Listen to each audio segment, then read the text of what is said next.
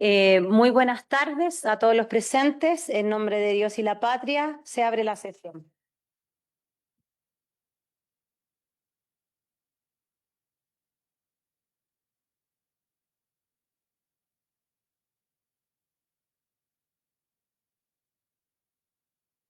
Señor secretario.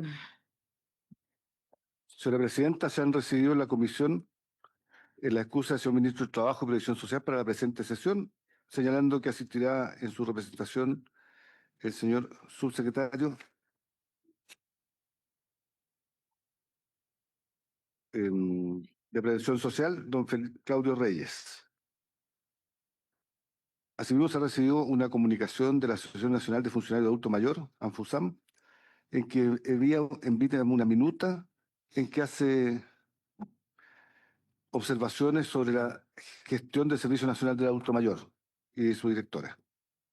En tercer lugar, de don José Miguel Durana, el senador José Miguel Durana, en que reitera la solicitud para que la comisión pueda sesionar en la región de Arica o, en su efecto, que una comitiva sea recibida por la comisión con el objetivo que doña Norma Urizar Narea, miembro de la Organización del Adulto Mayor y demás comunicadora social y representante, pueda trabajar y exponer de acuerdo a la Convención Interamericana sobre la Protección de los Derechos Humanos de las Personas Mayores, desarrollada por la OEA en 2017. La presente sesión tiene por objeto escuchar la opinión de los invitados respecto a la legislación vigente y medidas adoptadas por las respectivas instituciones en relación a situación de acoso, agresión, violencia, discriminación y otras de similar naturaleza ejercidas contra personas con discapacidad de adultos mayores en sus respectivos ámbitos de competencia. Presente para ello la directora nacional subrogante de Senadi, doña Karen Astorga, el director del Instituto Nacional de Derechos Humanos, don Jerko Lubetich, la directora de Senama, doña Claudia Asmad, y el subsecretario de Prevención Social, don Claudio Reyes.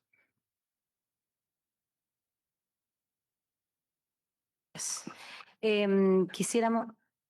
No sé. Disculpe. ¿Sobre la cuenta? Ya. Sí, Adelante. Sí, presidente. Solicitar que incorporemos esta solicitud que hace el senador Durana. Lo hemos tenido en la comisión presentando la inquietud, mandó notas sobre ese particular. Y me señalan de que las dirigentes no tienen, les facilita mucho, ya dado que las sesiones de esta comisión se hacen acá en Santiago, les facilitaría mucho poder asistir acá. Por lo tanto, yo les solicitaría, ¿verdad?, que pudiéramos articular en la próxima tabla la posibilidad de una audiencia para recibir a esta agrupación. Son adultos mayores de Arica precisamente, ya más que nada para incorporarlo en la tabla, ojalá en la próxima sesión dado el tiempo que ha transcurrido. Muchas gracias. Con respecto a lo que me está diciendo y a la solicitud del senador Durana, no sé si será bueno o será mejor que nosotros podamos, que esta sesión se pueda hacer en Arica. Siempre vienen las organizaciones de adultos mayores, de discapacidad, siempre ellos están viniendo a nosotros, siempre o se están en el Senado o están acá en el ex Congreso. Y yo creo que nosotros también podríamos hacer el esfuerzo para poder sesionar para ellos allá. No sé, yo pienso que se podría hacer si es que nosotros tomamos la decisión. Sí, adelante. Sí, en estricto rigor sí, y en el Senado sí, no hay ningún problema en hacerlo. No es fácil en todo caso, porque desplazarse por ahí. Sí. Ellos son, dice, una agrupación que tiene que ver con, bueno, es una comunicadora social y conductora de programas, radios, la hora del adulto mayor y la discapacidad en Arica. Son dirigentes bien activos en realidad. Mire, podría ser una alternativa. Yo le sugeriría, eh, recibidos, pudiéramos pensar en una presencia, porque los tiempos como que son medio complejos en esta época, pero sí me parece razonable y sería interesante, obviamente, que la comisión sesionen y cuando eso pasa, están absolutamente respaldadas por la institucionalidad. La gente nos siente como No, más cercano a ellos, no tan solo nosotros estar desde aquí o desde el Senado, sino que poder ir hacia ellos. O sea, que o sea, las comisiones vayan, yo creo que habla muy bien de nosotros. No es necesario que ellos siempre estén viniendo, sino que nosotros también podemos acudir a sus necesidades. Sí. Yo creo por ser adultos mayores y todo eso. Yo lo creo que sí. ¿Mm? Yo creo que sí, presidente, yo lo creo que sí. Secretario, eso se puede. Senador Keiter, por favor. Sí, Deberíamos solicitar la autorización de la Comisión de Régimen para ver la ¿Ya? posibilidad de hacerlo. sí, Ya. lo hacemos ya. Entonces, solicitamos En el Sí. evento posible, ¿verdad? Porque el mes que viene, especialmente este mes, ¿verdad? Es medio complicado por los Sí, tiempos, ¿no? sí, Ya yo creo que una situación de esa estamos hablando para el mes de octubre. Yo Sí. creería que traer el contacto, si es que existe la alternativa de avanzar, sí. lo pudiéramos quizás considerar ambas alternativas eventualmente. Ya, entonces evaluémoslo. Sí. ¿Sí?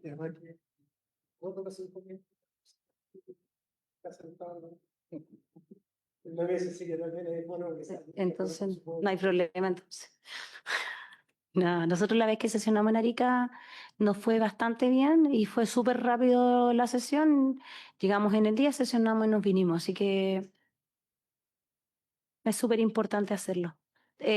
Senador Kate. Gracias, Presidenta. Sobre otro punto y aprovechando la linda oportunidad que creo que tenemos hoy día, se lo presenté antes de comenzar la sesión del día de hoy, pero hoy día aquí en la sala está presente un deportista olímpico, campeón del mundo, múltiple medallista panamericano, que es Vicente Almonacid. Es para nadador y hoy día me lo digo con harto orgullo, independiente de colores políticos, me da exactamente lo mismo. Va de candidato a diputado, así que qué rico que ojalá le resulten las cosas para tener otro deportista olímpico dentro del Congreso chileno. Así que no quería dejar pasar eso y a través suyo lo quería saludar. Así que eso, muy honrado y muy orgulloso de estar junto a otro olímpico. Gracias, Presidenta. Es importante igual porque dentro de la Cámara de Diputados y dentro del Senado también hay comisión de deporte, entonces es importante que los mismos deportistas, ¿cómo es que se llaman? Tramiten proyectos de ley para los deportistas, po. Entonces es bien importante tenerlo allí. Así que ojalá le vaya muy bien. Ya, creo que comenzamos con el INDH. ¿Quién es? Don Yerko, por favor. Muchas gracias, Presidenta. Un gusto saludarla. Sí, efectivamente agradezco la deferencia de habernos dejado en primer lugar. Hemos explicado que el INDH por ley tiene que sesionar su consejo una vez a la semana y son precisamente los lunes desde las 3 de la tarde, así es que, si me permite, voy a hacer una exposición general sobre el asunto para el cual fuimos convocados, que es la situación generada en el Hospital Base de Osorno. Y va a quedar para cualquier detalle, si es que no alcanzo a hacerlo yo, nuestro jefe de la Unidad de Protección de Derechos, don David Bahamonde, quien estará disponible por cualquier otra consulta que surja, si es que me tengo que retirar. Bueno, cuando los hechos se hacen públicos, los hechos que afectaron a Aarón Gutiérrez, hechos que, es bueno decirlo, no son recientes, sino que tienen su origen ya hace un buen tiempo atrás. Nuestra sede regional de Los Lagos del INH comenzó toda la labor de indagación necesaria con la mayor premura para establecer una información fidedigna acerca de lo ocurrido, bueno, y sobre esa base definir el curso de acción del INDH. De la indagación de los antecedentes nos quedaron claras dos cuestiones muy centrales, entre otras, pero dos que quiero destacar. Una, que naturalmente estaban los elementos que nos permitieron fundar la interposición de una querella por el delito de tortura del artículo 150A de nuestro Código Penal. Como ustedes saben, el tema de la tortura es probablemente uno de los atentados más grandes contra los derechos humanos. Esto ha sido materia recogida tanto por el Sistema Mundial de Derechos Humanos como el Sistema Internacional, como el Sistema Interamericano, con las respectivas convenciones relativas a la prevención de la tortura. De hecho, en Chile, con motivo de la aprobación de los protocolos facultativos relacionados a esta convención, se dispuso por ley que el INDH es el Mecanismo Nacional de Prevención de la Tortura, y en su seno, como ustedes saben también, funciona el Comité de Prevención de la Tortura, que a su vez tiene la autonomía necesaria para desenvolverse en estos temas. Entonces, lo que quiero decir es que el tema de la tortura ocupa un lugar muy central en cualquier institución o organización de derechos humanos y naturalmente también en el INDH. De la indagación, como decía, se establecieron los elementos suficientes para fundar esta querella. Es una querella interpuesta por el hecho de que hayan sido agentes del Estado, en el sentido que se trataba de funcionarios públicos que actuaron además al interior de un recinto público como es el Hospital Base de Osorno, con la finalidad de intimidar a don Aarón Gutiérrez a través de un conjunto de acciones sistemáticas que muchas de ellas ustedes han podido conocer y enterarse por los medios de comunicación y por las redes sociales. Entonces, lo primero es, eso explica y funda los elementos que nosotros establecimos, fundan razonablemente nuestra decisión de interponer nuestra querella, y nuestras abogadas de la sede regional así lo hicieron la semana recién pasada, y por lo tanto vamos a seguir siendo parte activa y muy atenta a lo que ocurre con ese proceso, que hasta ahora, después de la audiencia de formalización, tiene a 2 de los imputados con prisión preventiva y a 2 con arresto domiciliario. Una segunda cuestión, senadora, distinguidos senadores, que quiero destacar porque nos importa mucho plantearla, es que también de esta indagación quedó claro que había habido un muy deficiente y negligente, o más bien poco negligente trato del problema. Este es un tema, como decíamos, que no ocurre en la actualidad, es un tema que se dio hace algún tiempo, y de las indagaciones que nosotros realizamos vimos que había habido ciertas actuaciones administrativas que fueron totalmente insuficientes para poner término a esta situación y cautelar los derechos de la persona que fue sistemáticamente objeto de estos tratos que se pueden calificar como tortura. Es decir, hubo una falta de funcionamiento de los mecanismos de prevención y de control sobre este tipo de situaciones que nos parece muy grave y que tenemos que destacar. Eso en primer lugar. En segundo lugar, bueno, yo decía, esto nos parece especialmente grave y nos permite no solo fundar la querella en términos de que se trata de tortura, sino que devela un hecho que es de la mayor gravedad en el sentido de que esto haya sido realizado, estas actuaciones, por funcionarios públicos en un recinto público.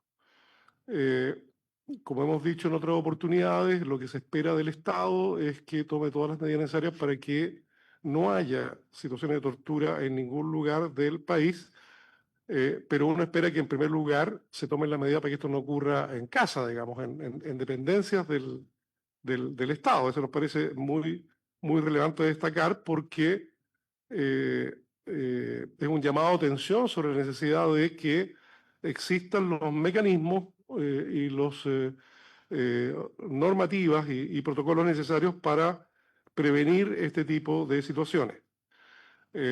Como INDH estamos en algunas otras acciones penales o administrativas o de recursos por funcionarios públicos que han sido víctimas de algún tipo de abuso en el contexto de, el ejercicio de su función al interior de organismos públicos. Por lo tanto, siempre nos parece que cuando esto ocurre es algo que amerita que hagamos un llamado de atención en el sentido de la necesidad de que el Estado sea más diligente en establecer y hacer funcionar los mecanismos y protocolos necesarios para que situaciones que pueden empezar de una manera finalmente no se conviertan en algo como lo que hemos podido ver, donde finalmente termina configurándose algo tan grave como un delito de tortura.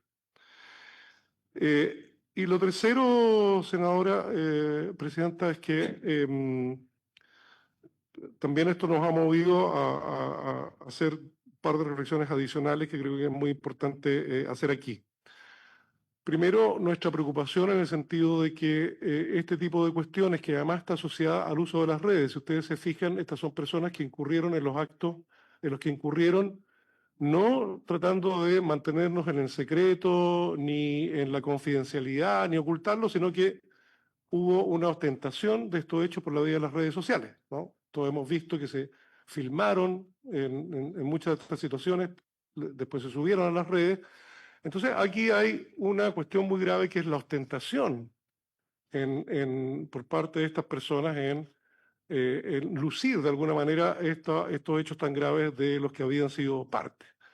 Entonces eso a nuestro juicio debe mover una cierta reflexión oportuna y preventiva en nuestra sociedad acerca de si estamos o no naturalizando situaciones como esta por la vía de rituales, por la vía de cuestiones que pueden empezar de un modo relativamente inocente, pero que escalen hasta convertirse en cuestiones graves, en actitudes incentivadas por el uso de las redes y la ostentación. Como ustedes saben, está ampliamente acreditado que hay mucho uso de las redes por la vía de tratar de competir por llamar la atención. Entonces, la combinación de estos factores, en el sentido de que haya gente que se naturalice esto y que esto además sea un elemento que incentiva a que esto sea para los efectos de llamar la atención y probablemente ganar un cierto estatus en el mundo de lo virtual, pueda dar lugar como digo, a la naturalización de esta situación, y creemos como sociedad que hay que estar extremadamente alertas de tal manera que esto no ocurra. Es decir, estamos pensando, hemos visto en otras situaciones rituales de otros organismos, organizaciones que pueden llegar a constituirse en situaciones francamente muy graves de infligir daño en los términos que en algunos casos, como en este, pueden llegar a configurar el delito de tortura. Y por último, Presidenta, si me permite, hemos también asistido, y creo que todos hemos visto, el tratamiento intenso que los medios de comunicación y las redes sociales han dado a este asunto. Yo creo que como INDH tenemos que llamar la atención acerca de que debe combinarse necesariamente la obligación de informar adecuadamente a la ciudadanía sobre un hecho tan grave, que sin duda que informar sobre la ocurrencia de esto contribuye a que esto no se repita, pero eso debe estar en equilibrio con la consideración respecto de la persona que sufrió estos sufrimientos, que sufrió estos vejámenes, estos maltratos, etcétera, que ve ahora expuesta a esta situación en términos absolutamente generales por la vía de las redes. Entonces, a lo que voy es que el tema aquí cobra sentido, que esto de que todos hemos escuchado más de alguna vez el tema de la revictimización, es decir, una persona que pasó por situaciones extremadamente graves y complejas, que en virtud del tratamiento mediático que se le da a esto, puede haber efectivamente una situación de revictimización, de ver los difíciles momentos por los que él pasó en conocimiento y vistos por todas las personas a través de las redes. Y en ese sentido creo que es importante hacer un llamado a la prudencia, particularmente en los medios de comunicación, acerca de que el tratamiento de estos asuntos equilibre la necesidad y el deber de informar cabalmente a la ciudadanía con la consideración y el respeto a la dignidad de las personas que pasaron por esta situación, de tal manera de no producir esto que llamamos una situación de revictimización. Esa es lo que ha hecho el INDH. Vamos a seguir naturalmente muy activos y atentos al desarrollo del proceso penal correspondiente. Estamos en contacto con la familia. Aprovecho de decir a propósito de esto que en nuestras indagaciones, tanto de los elementos del proceso como de nuestras conversaciones con la familia, no estamos en condiciones de afirmar que se trate de una persona que sea parte del espectro TEA. Esto es un elemento que trascendió en algún momento, pero lo responsable es decir que para el INDH, tanto teniendo a la vista los antecedentes propios del proceso como en la la vinculación que hemos tenido con la familia, no es posible afirmar esto.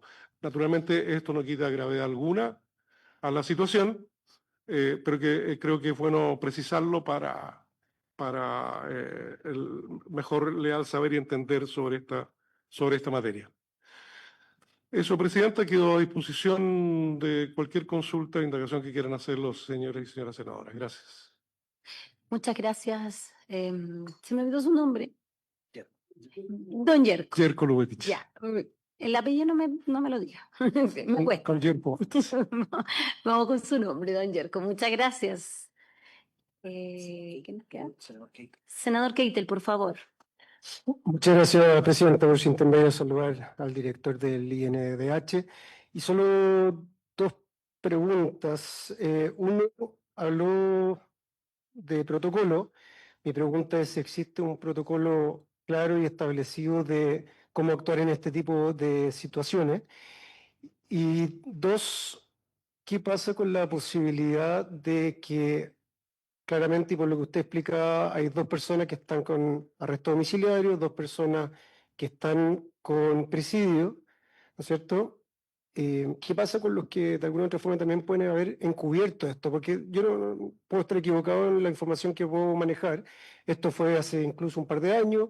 Yo no sé quién subió esto a las redes, no sé si fueron alguna de estas cuatro personas, pueden querer figurar y mostrar, como les gusta a muchos delincuentes de este país, mostrar lo que se roban, mostrar a quién matan y mostrar a quién, en este caso, un claro maltrato, discriminación, tortura, estoy totalmente de acuerdo.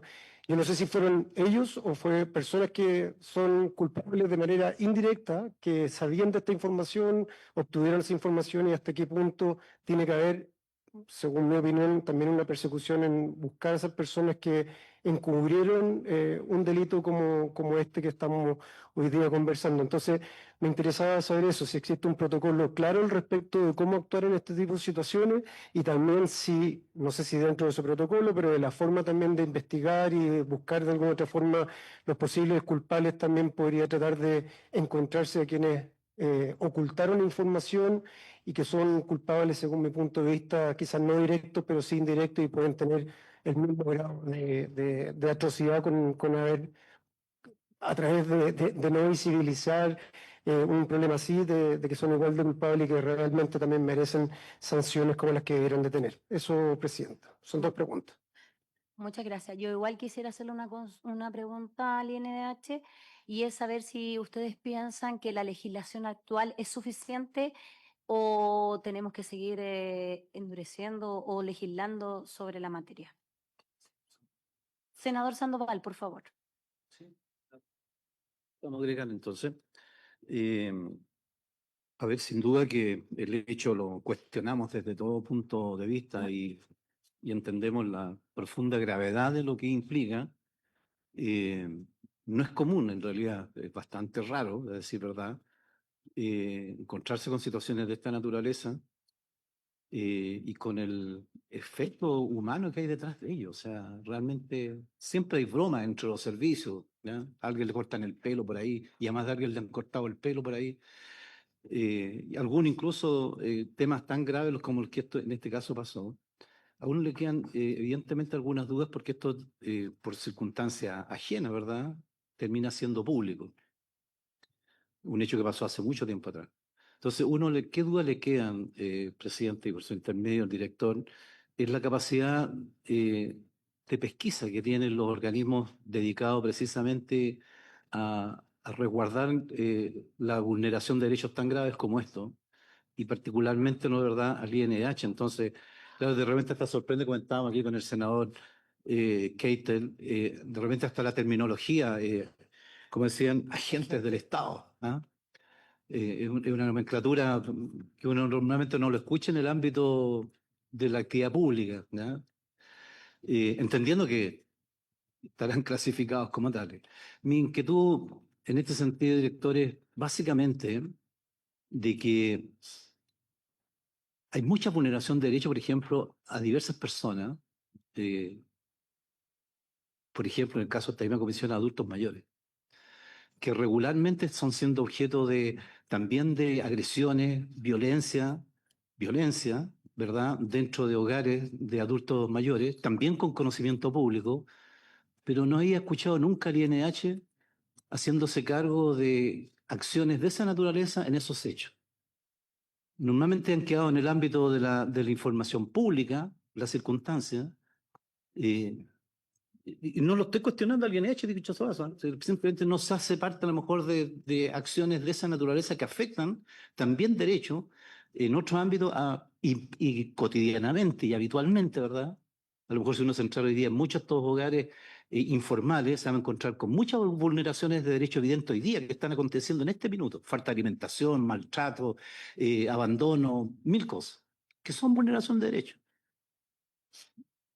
Pero no hemos visto, ¿no es cierto?, una acción en esos casos por parte del INH para enfrentar estos temas. Ahora es porque un tema de conocimiento público, donde denuncias de tortura, ¿verdad? Era evidente que era una situación que pudiera generar y ustedes a consecuencia de eso reaccionaron.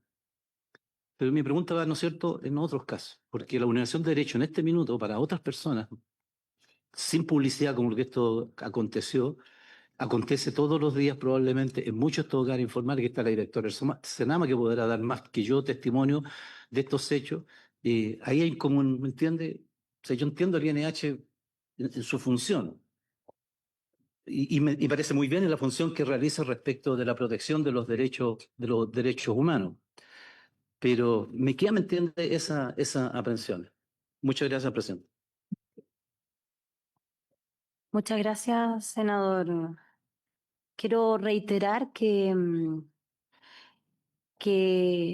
estamos hablando del caso en concreto, nuevamente, sino que queremos analizar la legislación que hay sobre este punto.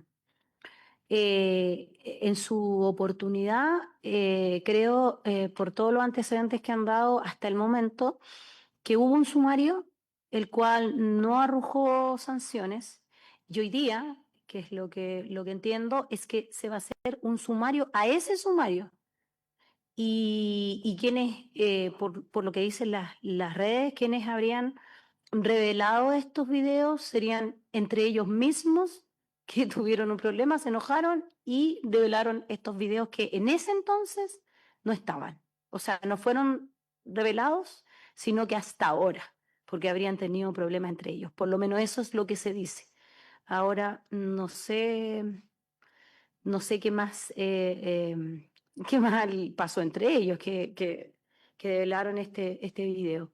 ¿Quién? Ah, don Yerko, sí, estamos con la respuesta a las preguntas. Sí, Por favor. gracias, presidenta. Bueno, el senador Keitel, existen un conjunto de normas que, claro, no hay ninguna que diga, mire, cómo se evita o se previene la tortura, porque es como bastante evidente que esto no debiera ocurrir. ¿No? Se ataca la base de este asunto, de ciertas actividades graves, ustedes conocen, se ha regulado todo lo relativo, en general los centros de trabajo, se ha avanzado en materia de normas sobre abuso laboral, sobre abuso sexual. Recientemente la ley Karim amplía incluso el espectro de cuestiones denunciables y que tienen que perseguirse.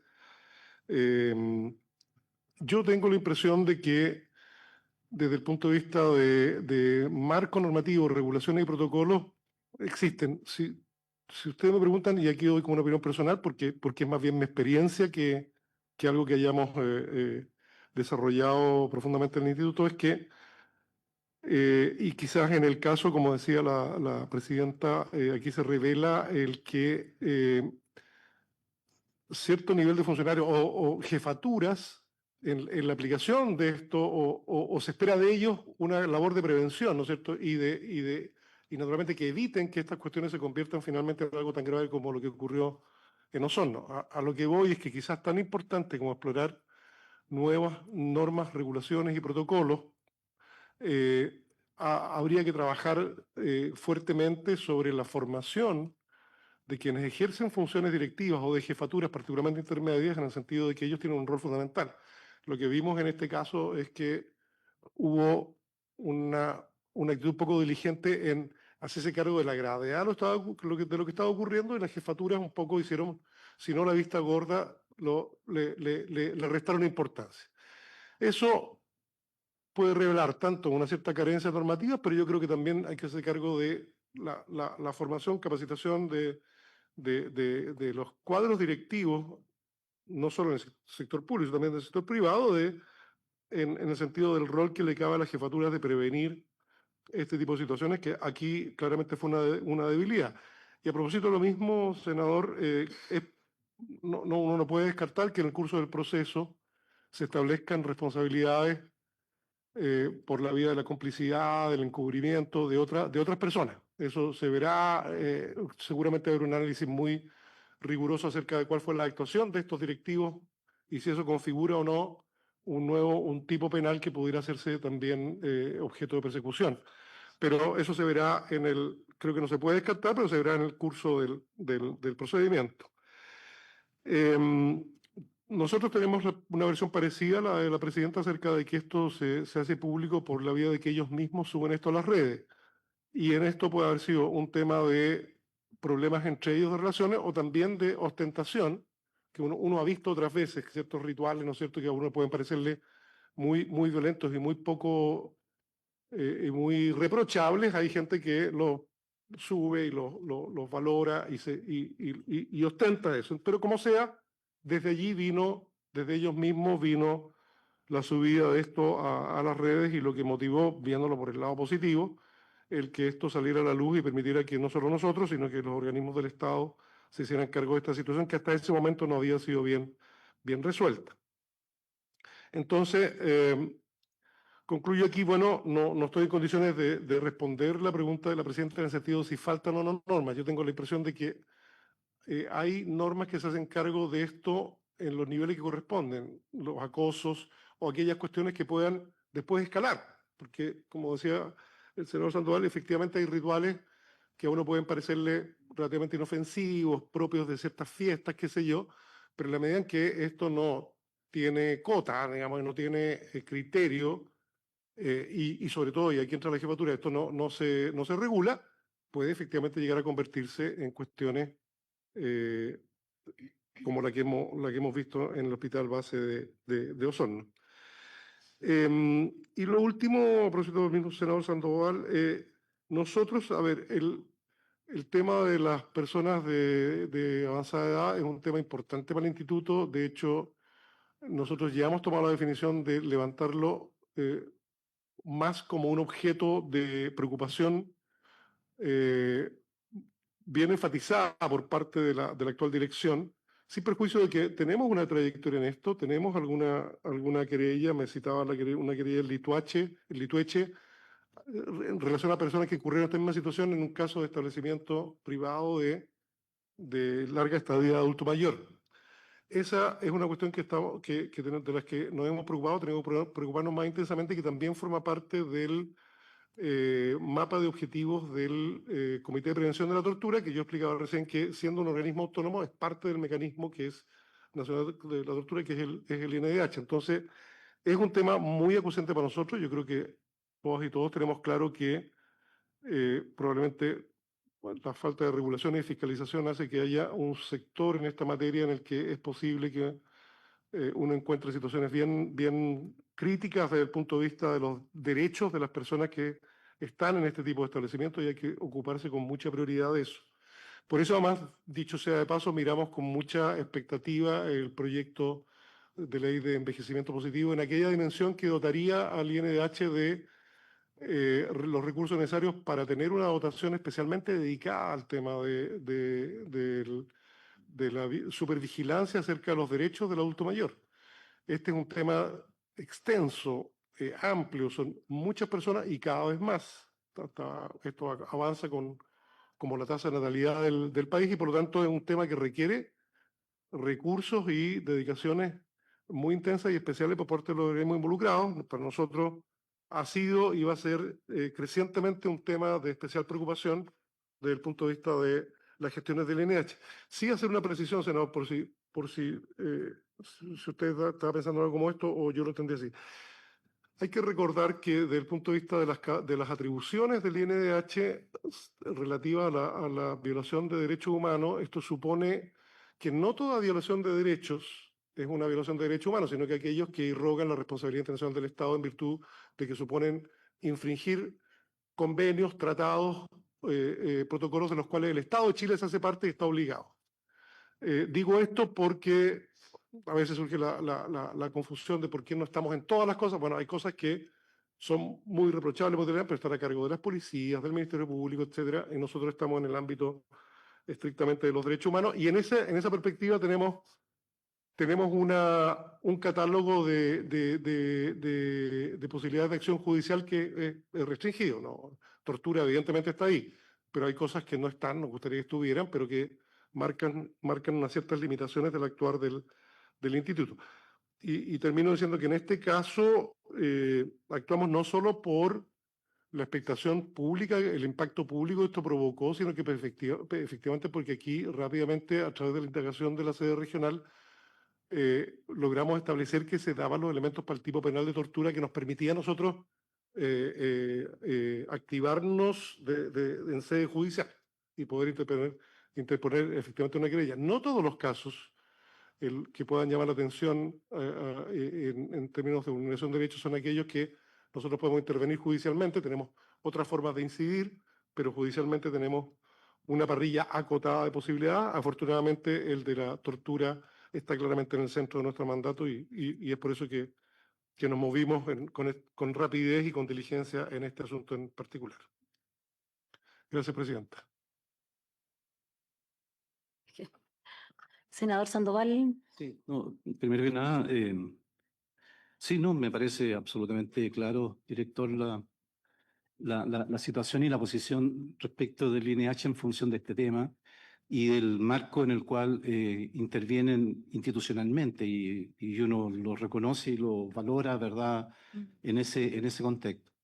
Yo lo llevaba al tema, ¿no es cierto?, de estas otras vulneraciones, porque claro, no tienen esa gravedad, entre comillas, esa gravedad aparente. Para quien lo sufre siempre es grave cualquier acto, ¿verdad?, de discriminación, grande, pequeño, ¿no? Y efectivamente nos preocupa, ¿por qué? Porque a lo que usted lo llama con mucho interés, la tramitación de la ley de adulto mayor, a nosotros también nos llama con preocupación quién en definitiva va a ejercer eficientemente el resguardo de eventuales vulneraciones de derechos hacia las personas mayores. Y no siempre son situaciones de tortura o de maltrato como los que aquí se señala. Hay muchas veces son situaciones de maltrato psicológico, de abandono, de negación de muchos temas, ¿verdad?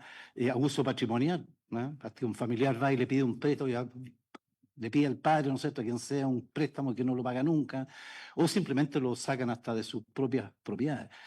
Es un tipo, ¿verdad?, de faltas, de delitos que evidentemente como que no cuadran mucho con la perspectiva tradicional en el marco institucional de lo que usted muy bien señala respecto del INH. Y por eso vemos también con preocupación el interés del gobierno de asignar una cantidad no menor, casi el 60% de los recursos, ¿verdad?, para el tema de la defensa al INH, ¿ya? No porque yo lo cuestione porque sea el INH, porque entiendo que el INH tiene una acción jurídica de defensa de derechos que están como más claramente tipificadas. No me imagino al INH defendiendo un adulto mayor que ha sido vulnerado, ¿verdad?, por concepto de un abuso patrimonial y que lo tiraron de su casa porque le hicieron firmar una escritura sin... No me lo imagino, ¿me entiendes? Me refiero quizás a otra entidad, los municipios, por ejemplo, ¿verdad?, que tienen presencia en todas las comunas del país. Pero en fin, me parece valiosa el planteamiento sobre ese particular. Muchas gracias, presidente. Presidenta, si usted me permita, que me parece muy interesante, una última puntualización del senador Sandoval, me parece muy interesante, solo para, quizás se me quedó en el tintero, pero que nosotros tengamos una parrilla acotada de atribuciones para intervenir judicialmente, como el caso de tortura, no quiere decir que no tengamos otros medios a través de los cuales cumplir nuestra función y que abarcan muchas cuestiones como las que usted plantea. Todos nuestros informes, por ejemplo, y es parte de nuestro mandato, nosotros tenemos que denunciar las debilidades y fallas del Estado en el control y regulación de ciertas situaciones. En los ejemplos que usted pone, por ejemplo, efectivamente, como usted dice, hay cuestiones en las que nosotros no podríamos intervenir judicialmente porque no están dentro de nuestro catálogo de posibilidades, pero no quiere decir que nosotros no las hagamos presentes. Yo diría, una virtud del instituto es que está en condiciones de hacer observación de estos asuntos de un modo muy riguroso. Nosotros normalmente nuestros informes anuales, nuestros informes temáticos son muy completos desde el punto de vista de las situaciones que detecta y que denuncia frente al Estado. No todas ellas como digo, son aquellas que nos habilitan para intervenir judicialmente, porque en ese caso lo hacemos. La mayoría, yo diría, son cuestiones que nosotros ponemos en conocimiento del Estado con un riguroso diagnóstico acerca de la situación que estamos planteando, las debilidades en materia regulatoria, en materia de fiscalización y los efectos que esto tiene sobre los derechos de las personas. Acabamos de terminar, por ejemplo, en el caso de un informe que está siendo aprobado ahora sobre salud en regiones extremas. En Aysén y Magallanes, en este caso, hicimos un barrido completo acerca de la situación en materia de cómo el Estado asegura el derecho al acceso a la salud a las personas. Y es un informe muy potente, muy riguroso, que deja muy claras cuáles son las debilidades del Estado y por lo tanto abre y recomienda las medidas que el Estado tiene que adoptar. En el caso de adultos mayores, nosotros cuando pensamos en las posibilidades que abre el proyecto de ley en materia de incorporación del INDH con recursos a esto, estamos pensando no solo en nuestra diligencia en materia judicial, sino que en que podemos desplegar un montón de otras cuestiones que son en las que tenemos mucha experiencia, mucha capacidad técnica y profesional, que son muy importantes. En los casos del EAM se puede hacer un levantamiento completo acerca de cuál es la situación en una o en varias regiones, dar cuenta de cuáles son las debilidades centrales, denunciar las cuestiones en las que el Estado pueda estar fallando y sobre todo hacer recomendaciones a los poderes del Estado acerca de qué hacer frente a esta situación que nos encontramos con mucha documentación, con mucho fundamento, con mucho rigor. Y eso es parte muy, muy relevante de lo que hacemos nosotros y creo que hasta ahora lo hemos hecho bien y creo que podemos hacerlo muy bien en esta área. Gracias, senador. Gracias, presidenta. Ya, ahora le damos la palabra al subsecretario de la Subsecretaría de Prevención Social, Claudio Reyes. Recordarle que nos quedan 30 minutos para que, por favor, sea un poquito acotado. Gracias. Yo pido excusas, presidenta. Como anuncié, me tengo que retirar. Dejo con ustedes al jefe de la Unidad de Protección por si hay cualquier duda adicional, don David Bahamonde. Le agradezco mucho la invitación. Disculpe, pero tengo que ir a No, esta adelante. reunión de consejo. Muchas Gracias. gracias. Adelante. Gracias, presidenta. La saludo y saludo por su intermedio a los senadores presentes. Vengo en representación del ministro del Trabajo, Giorgio Bocardo, y quiero mencionar en primer término que desde el punto de vista del Ministerio del Trabajo condenamos enfáticamente lo que ha ocurrido, en este caso, a esta persona trabajadora que ha sido víctima de estos hechos, porque entendemos que son situaciones que perjudican las relaciones laborales y dañan los espacios de trabajo. Dicho esto, hay algunos aspectos que quisiéramos aclarar, particularmente en relación a lo que se ha indicado sobre roles y instituciones que deben participar en esta situación. En primer lugar, mencionar que respecto a la calificación de los hechos, ya se ha mencionado, los videos que se filtraron, no solamente evidenciaron la situación de acoso, de violencia en el lugar del trabajo, sino otros hechos más graves y que por lo tanto esto pasan ya de una lista laboral y estos antecedentes comienzan a estar radicados en el Ministerio Público y en las demás entidades administrativas correspondientes. Sobre la procedencia, las fiscalizaciones y entidades competentes, bueno, la secuencia de los hechos señala que esto ocurrió entre los años 2018 y 2020 en un sumario que no prosperó como correspondía y que a través de otras denuncias realizadas en el año 2024, entenderíamos en la primera mitad del año 2024, esto se reabre un sumario, una investigación de parte de la Contraloría General de la República para someter a un control extraordinario la legalidad del procedimiento anterior y este procedimiento es lo que se está siguiendo ahora y corresponde a los hechos que se desarrollan, en este caso, en un hospital de la red pública de salud. Hago alusión a esto porque respecto a la participación de la Dirección del Trabajo como ente fiscalizador de estos hechos, no corresponde en la medida que los intervinientes tienen la calidad de funcionarios públicos. Estamos hablando también de un empleador con carácter público, por lo tanto, se encuentran sometidos a la fiscalización de la Contraloría General de la República y no teniendo competencia en la Dirección del Trabajo en la materia. En particular, se ha mencionado la aplicación de la Ley 21.643, la llamada Ley Carín, y otras asociadas a situaciones de violencia en el trabajo para las personas trabajadoras.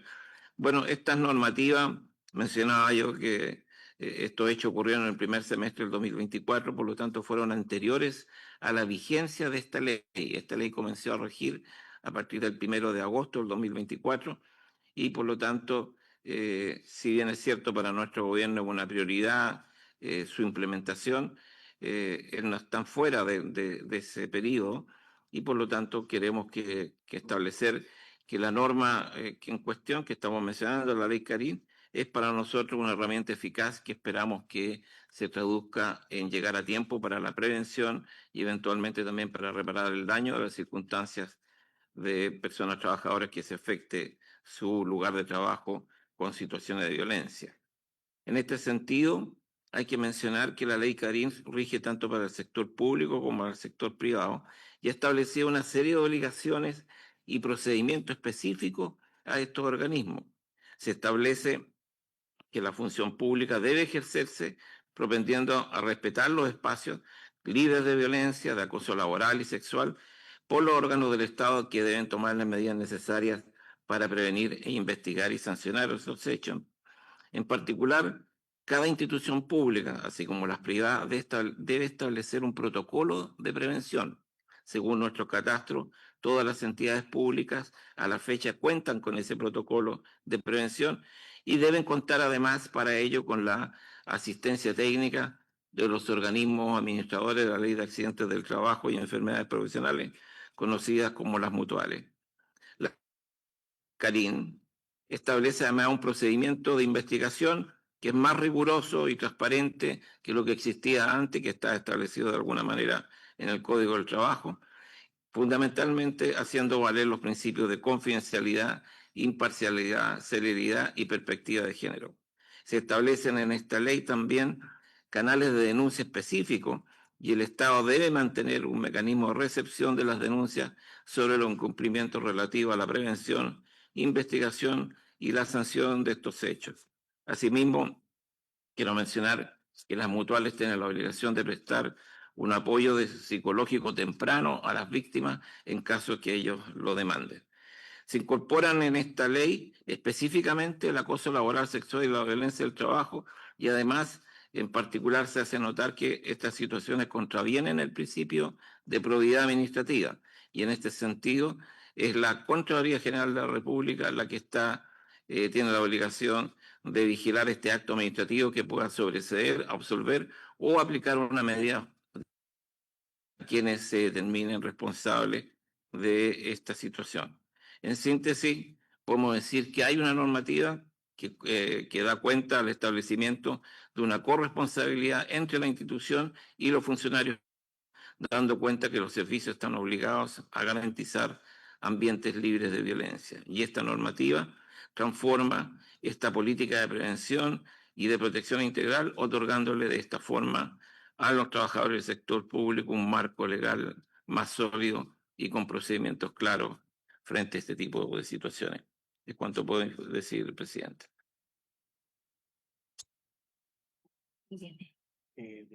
Senado. Ya. Muchas gracias. Le damos la palabra a la directora del Senadis.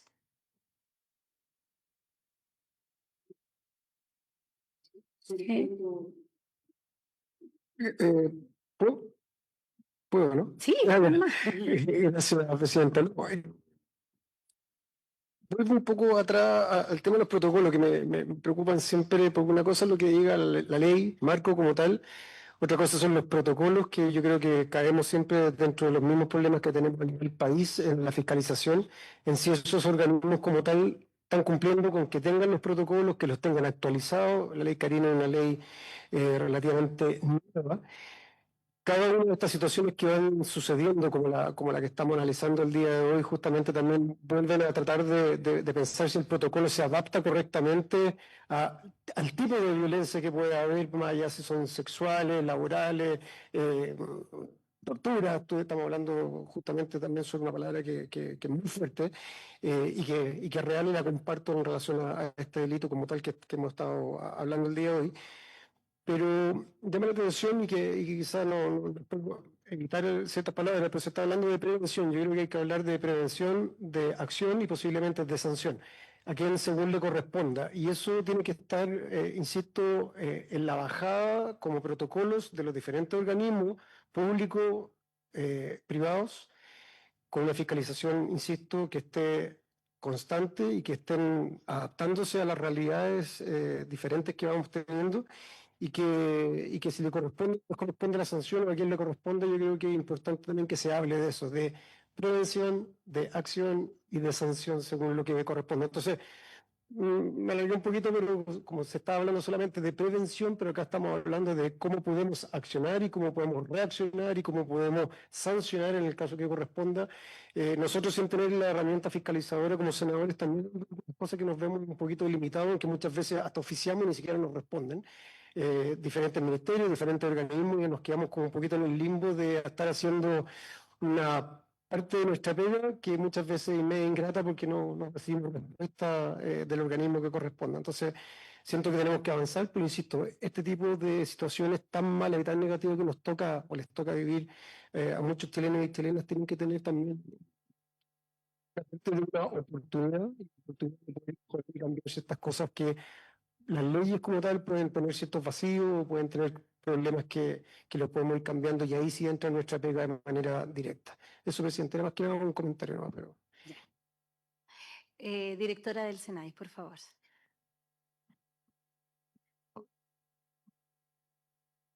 Ya, quedan...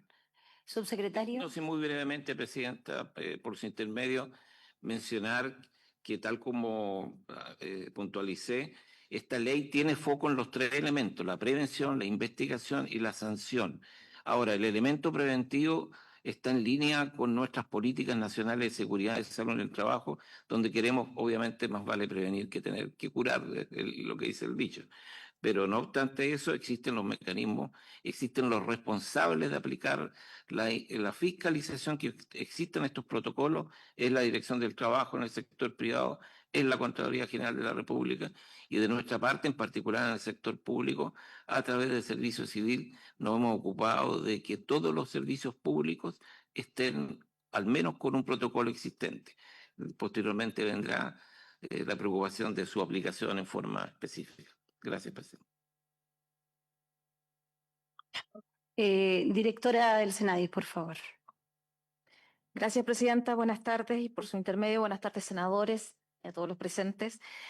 Bueno, primero quería contextualizar y entregar el marco legal que rige y que vemos nosotros como SENADIS y recordar que la Convención de Naciones Unidas sobre los Derechos de las Personas con Discapacidad reconoce a las personas con discapacidad que son víctimas de múltiples y agravadas formas de discriminación. Eso ante todo, ya sea por motivos de raza, de color o de idioma, a veces de religión, de opinión pública o de cualquier forma o índole, ya sea nacional, étnico, indígena o social en muchas veces oportunidades. Las mujeres o niñas con discapacidad suelen estar expuestas a mayor riesgo dentro de y fuera del hogar, de la violencia o el abuso, del abandono en muchas oportunidades. La discriminación contra cualquier persona en razón de la discapacidad constituye, por cierto, que una vulneración de la dignidad y el valor inherentes del ser humano.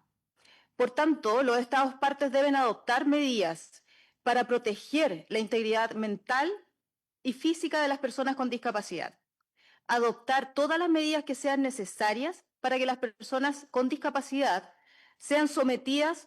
no sean sometidas a torturas u otros tratos o penas crueles, inhumanas o denigrantes.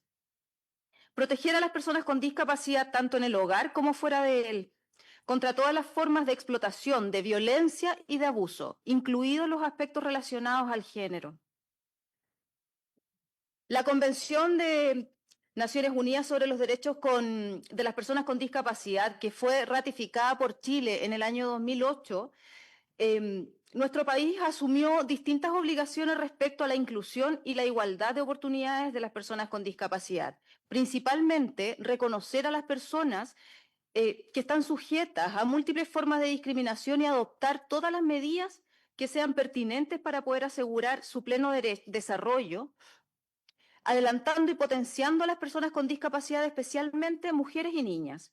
Esto con el propósito de garantizarles el ejercicio y el goce de derechos humanos y las libertades fundamentales establecidos en esta convención. Nuestra ley, la 20.422, sobre la igualdad de oportunidades e inclusión social de las personas con discapacidad, que entró en vigencia en febrero del año 2010, tiene por objeto el poder asegurar el derecho a la igualdad de oportunidades de las personas con discapacidad. Define la discriminación como toda distinción, exclusión, segregación o restricción arbitraria fundada en la discapacidad y cuyo fin o efecto sea la privación, la perturbación o amenaza en el goce o ejercicio de los derechos establecidos en el ordenamiento jurídico. Los deberes del Estado respecto a las personas con discapacidad en situación de especial vulneración corresponde a adoptar medidas necesarias para asegurar que las mujeres con discapacidad y a las personas con discapacidad mental, sea por causa psíquica o intelectual, el pleno goce y ejercicio de sus derechos y condiciones de igualdad con las demás personas. Adoptar las acciones conducentes a asegurar que niños y niñas con discapacidad, en pleno goce y ejercicio de sus derechos, en especial el respeto de su dignidad y el derecho a ser parte de una familia y a mantener la fertilidad en condiciones de igualdad con las demás personas. Y por último, adoptar las medidas necesarias para evitar situaciones de violencia, abuso y discriminación. Por otra parte, tenemos la ley 20.609, que establece medidas contra la discriminación y que entró en vigencia en julio del año 2012. El objeto de esta ley es instaurar un mecanismo judicial que permita restablecer eficientemente el imperio del derecho toda vez que se someta a un acto de discriminación arbitraria. Consagra una nueva circunstancia agravante de responsabilidad penal cuando se comete un delito o se participe en él motivado por la discapacidad de la víctima.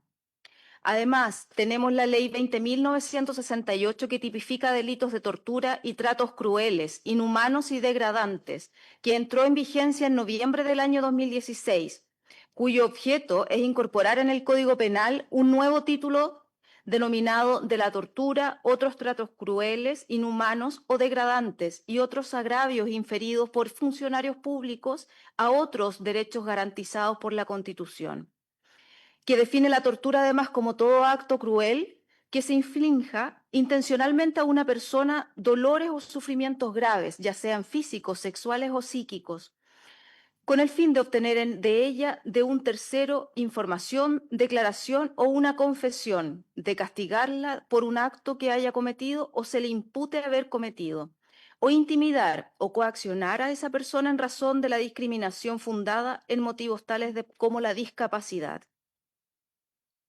Tenemos además otras leyes relevantes, como por ejemplo la 21.212, que establece un agravante para el delito de femicidio cuando la víctima es una mujer con discapacidad. Por otra parte, tenemos la ley 21.331, que reconoce y protege los derechos fundamentales de las personas con discapacidad, enfermedad mental o discapacidad psíquica o intelectual, en especial su derecho a la libertad personal, a la integridad física y psíquica, al cuidado sanitario y a la inclusión social y laboral. Por otra parte, y leyes relevantes, tenemos la ley 21.483 en cuanto a introducir diversas modificaciones al Código Penal para efectos de agravar la cuantía de las penas cuando el delito sea cometido contra una víctima menor de 18 años, adulto mayor o una persona con discapacidad en los términos de la ley 20.422. Consagra una nueva circunstancia agravante de responsabilidad penal cuando el delito se comete contra una víctima de 18 años, un adulto mayor o una persona con discapacidad. La ley 21.675 estatuye medidas para prevenir, sancionar y erradicar la violencia contra las mujeres en razón de su género, incluyendo mujeres con discapacidad. Era necesario mostrar toda la normativa, el marco legal vigente en cuanto a torturas, en cuanto a violencia contra mujeres, personas con discapacidad, niños, niñas y adolescentes, que es el marco que hoy día tenemos en cuanto a la legislación. En cuanto a la oferta programática que tenemos como Senadis, tenemos el acceso a la justicia para personas con discapacidad que ejecutamos con la colaboración de 4 corporaciones de asistencia judicial a lo largo del país y cuyo objeto es poder brindar la orientación legal y la representación judicial ante cualquier vulneración de derechos y discriminación en razón de la discapacidad. No se ejercen acciones en sede penal. Para este tipo de acciones, el servicio coordina con el intersector a través de la Mesa de Asistencia a Víctimas, a cargo del Programa de Apoyo a Víctimas del Ministerio de Seguridad. Buscamos contribuir a través buscamos contribuir a que personas con discapacidad y dependencia entre 18 y 59 años que estén institucionalizadas en cuanto a modelos de residencias para niños, niñas y adolescentes ejerzan su autonomía en la toma de decisiones. Y en cuanto a este programa de personas que estén en residencias, no implica que el servicio cuente con una residencia propia, sino que hacemos una convocatoria, otorgamos el financiamiento para la manutención y el per cápita de personas que se encuentren en residencias administradas por el Servicio Nacional,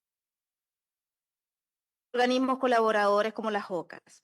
Este financiamiento que entrega Senadis se materializa a través de convenios de transferencias suscritos con cada una de estas residencias. Y por último, las acciones y el caso que nos convoca de Osorno, las acciones que ha sido referidas en el Hospital Base de Osorno. Cuando tomamos conocimiento... Sí, pero es que ya... En el caso de las acciones que hemos realizado por el Hospital Base de Osorno, en cuanto tomamos conocimiento, que fue a través de los medios de comunicación y que no habíamos tenido antecedentes previos desde que estos hechos se ocurrieron, tomamos conocimiento el día 2 de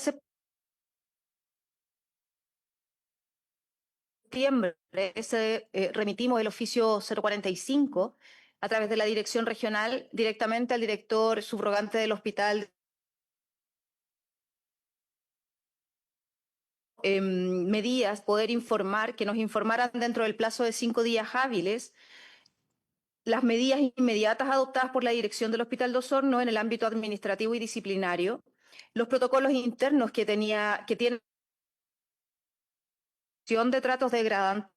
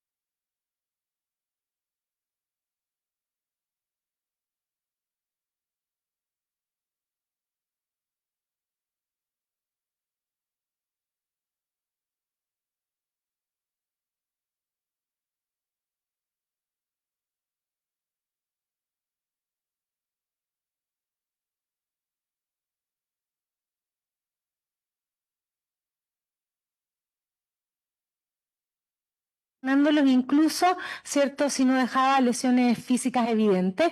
Y incluye también un delito de trato degradante cuando estos grupos se les menoscaba gravemente en su dignidad. Este delito puede ser relevante en el caso de personas mayores que se encuentran en situación de fragilidad, especialmente en un establecimiento de larga estadía, ya que podría perseguirse a los y las responsables de este trato degradante. Y ahí voy a hacer el link inmediatamente, que desde ese con el programa de buen trato, si bien es cierto, hasta hoy día no tenemos atribuciones legales para esto, lo que hacemos es coordinarnos con la asistencia de corporación judicial y hacer la denuncia al Ministerio Público, porque vamos al lugar a verificar, aplicamos protocolos de vulneración de derechos desde cuando existen cierto menoscabo de la dignidad de las personas, especialmente cuando tienen compromisos cognitivos en que la persona por sí misma no puede, algún tipo de demencia, no puede inferirlo. Y voy a ir al proyecto de ley, si bien aún no es de la República, pero sé que lo hemos visto en esta comisión, se encuentra en tercer trámite constitucional y ahí nos falta ir a la comisión mixta del Senado, eso estamos esperando. El proyecto de ley constituye un estatuto legal integral hacia las personas mayores, no respecto a esto que no teníamos, respecto a incorporar en nuestro ordenamiento jurídico una serie de estándares contenidos en la Convención Interamericana sobre la protección de los derechos humanos de las personas mayores, incorpora 16 derechos específicos hacia las personas mayores y entre ellos el artículo 10, que establece obligaciones para el Estado para la prevención de la violencia de las personas mayores en cualquiera de sus manifestaciones en los diversos ámbitos. No solo en el ámbito institucional, sino que también en el ámbito familiar. La siguiente, por favor. Entonces, en el artículo 10, el proyecto de ley también contempla el derecho a la vida libre de violencia, vale decir que las personas mayores tienen derecho a su vida libre de violencia, y el concepto de violencia contra la persona mayor corresponde a distintos tipos de abuso, incluyendo el maltrato físico, sexual, psicológico, laboral, patrimonial o financiero, así también como el ámbito social. Y lo más difícil es en el ámbito familiar o de su núcleo más cercano, porque eso no siempre es denunciable, ¿no? Entonces, para los efectos de esta ley se entenderá por abuso patrimonial, abuso o explotación de los bienes de persona mayor realizados sin su consentimiento o con consentimiento viciado, fraude o engaño, realizado por parte de terceros que resulten en un perjuicio patrimonial de la persona mayor, y el abuso patrimonial se denominará abuso económico cuando el perjuicio provenga de un proveedor y se haya generado con ocasión de una infracción de la ley 19.496. Entonces, los órganos del Estado en el ámbito de sus competencias son responsables de informar a la sociedad en su conjunto sobre las diversas formas de violencia contra las personas mayores. Y aquí no está escrito en la ley, ¿no? Pero cuando uno se reúne con personas mayores, no necesariamente conocen todos sus derechos y cuáles son las atribuciones que tienen para entender, y se normaliza que si la familia no lo considera, no toma decisión, eso es maltrato, es un abuso psicológico. Entonces creo que un plan rol que tiene el Servicio Nacional de Adulto Mayor articulado con el resto de instituciones públicas y privadas, que las propias personas mayores conozcan de estos derechos. La siguiente, por favor. Entonces, la misión que tiene Senama es promover y contribuir a ese envejecimiento digno, activo y saludable, con equidad de género para hombres y mujeres, y por eso por sí mismo no lo podemos hacer solo, necesitamos articular con el resto de las instituciones del Estado, tanto públicas y privadas, en la diversidad de las experiencias en torno al envejecimiento, promoviendo la equidad de derechos entre hombres y mujeres, especialmente en un grupo que existe de personas mayores de la comunidad, diversidades sexogenéricas, por ejemplo, que son doblemente vulneradas entre los pares y los grupos. La siguiente. Entonces, el objetivo estratégico para poder abordar estas discriminaciones o violencia en el plano del cuidado, para Senama contribuir al bienestar físico y social y mental, también la participación y la promoción de derechos. La siguiente. Termino con dos diapositivas más. La promoción de derechos es lo más importante porque acá instalamos triadas regionales que capacitan a las propias personas mayores, a la institución, porque a veces esta discriminación por edadismo se produce dentro de las propias instituciones al tratar con personas mayores. menores. Entonces, en capacitar. Y en acciones en torno a la prevención de la violencia, el programa de contrato también hemos por primera vez tenido protocolos respecto a violencia sexual en las personas mayores que ocurren en establecimientos de larga estadía, en centros de tal manera que tenemos protocolos de acciones para abordar situaciones de violencia sexual, protocolos para abordar situaciones de violencia también en acompañamiento de mujeres y hombres víctimas de violencia intrafamiliar y maltrato, y talleres de sensibilización y concientización respecto a la violencia de género, especialmente en mujeres mayores. Y finalmente, decirles que estos protocolos contemplan distintas cosas, pero no podemos dejar de hacer un llamado que quienes pueden denunciar, todos los grupos, pero especialmente en personas mayores, no se pueden normalizar, y quienes pueden denunciar son las víctimas, los familiares, los curadores, representantes de los servicios y asistenciales o sociales, o sea, los funcionarios públicos o quien ve este abuso tienen que denunciarlo, los profesionales de la salud y todo funcionario público por su labor. Por lo tanto, toda persona conocedora de derechos de personas debería poder denunciarlo. Esa es nuestra mayor convocatoria para poder visibilizar, porque invisibilizar a una persona mayor produce abandono, abuso patrimonial o lesiones graves para esa persona mayor. Muchas gracias, señor presidente. Muchas gracias, y rápidamente, antes que el senador Keitel también tiene otra comisión, y aprovechando que está el Senadis, quiero contarles rápidamente que hace algunas semanas nosotros visitamos el Colegio Lobosa de Renca, porque hubo un profesor hacía una denuncia con respecto a que cuando ellos dieron la evaluación docente y a él le tocó, no habían apoyos y ajustes razonables para que él diera su evaluación como docente, y por no haber tenido estas herramientas, él fue mal evaluado. Eso se refleja tanto en su remuneración como también si es que él quiere poder optar a otro trabajo. Al ver su currículum se va a reflejar su evaluación, que fue una mala evaluación. Él es un profesor con baja visión, tiene problemas de visión. Y quisiera poder tomar un acuerdo para poder oficiar al Ministerio de Educación, porque no puede ser que nosotros estemos luchando para las personas con discapacidad, para que puedan hacer un trabajo como nosotros, un trabajo, imagínense, como profesor tranquilo, y no se le den las herramientas, los apoyos suficientes para que él pueda salir adelante y seguir con su trabajo como docente. No sé si ustedes pueden apoyarme en poder oficiar a...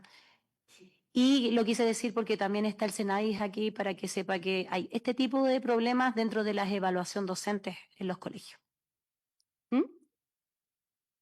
Ojalá nos respondan el oficio, claramente. Muchas gracias. ¿Alguna palabra? ¿No? ¿No?